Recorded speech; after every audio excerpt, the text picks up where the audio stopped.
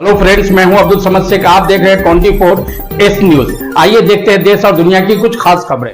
और मैं उनको मुबारकबाद भी देता हूं।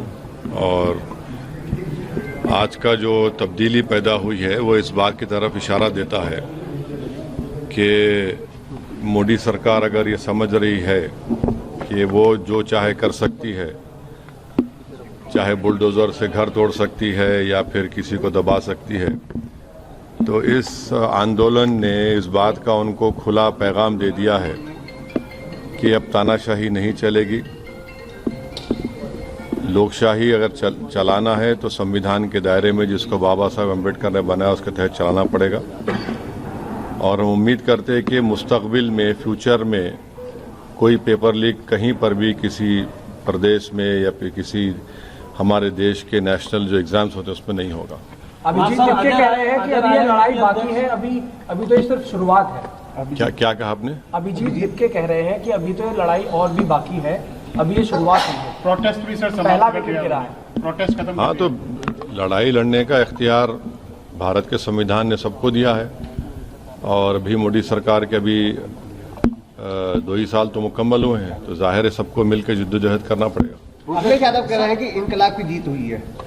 अब वो उनके बारे में मुझे सर, अजय राय है कांग्रेस अध्यक्ष, वो कह रहे हैं कि अब धर्मेंद्र प्रधान की गिरफ्तारी भी होनी चाहिए और फिर उसके बाद में जांच होनी चाहिए। कि कोई दूसरी पार्टी का क्या बोलेगा, हमसे क्यों पूछ रहे हैं आप?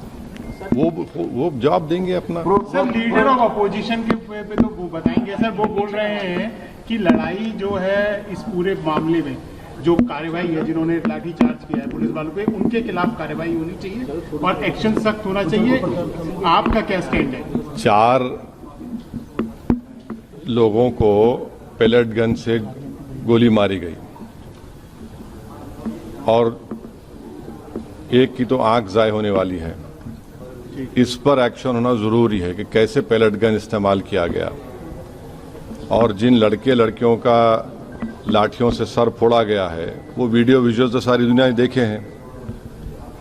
और वो मसला दिल्ली हाई कोर्ट में भी गया है, अब शायद सुप्रीम कोर्ट भी उसमें सुनवाई होगी।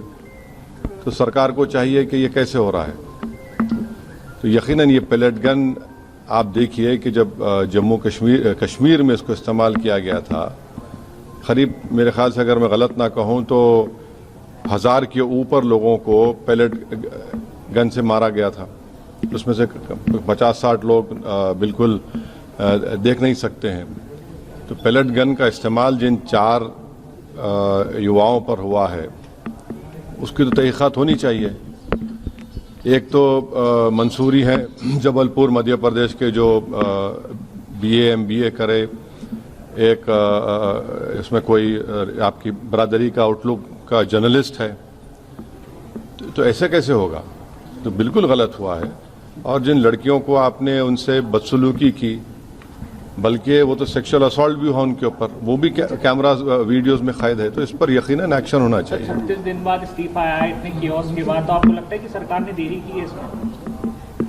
अब सरकार झुकने के लिए देरी कर दी ना, 36 दिन लगे उनको झुकने के लिए। शिक्षा व्यवस्था में कुछ सुधार अब होना है सर। इसमें किस तरह की? उत्तर प्रदेश में कितने पेपर का लीक हुआ बताइए? कितने पेपर्स का लीक हुआ है? तो हम उम्मीद करते हैं कि ये देखिए, सरकार कह रही है कि 2024 में कानून बनाया पेपर लीक के खिलाफ, उसमें 10 साल और 1 करोड़ का फाइन लगाया। अब आप कह रहे हैं कि 10 करोड़ का फाइन होगा।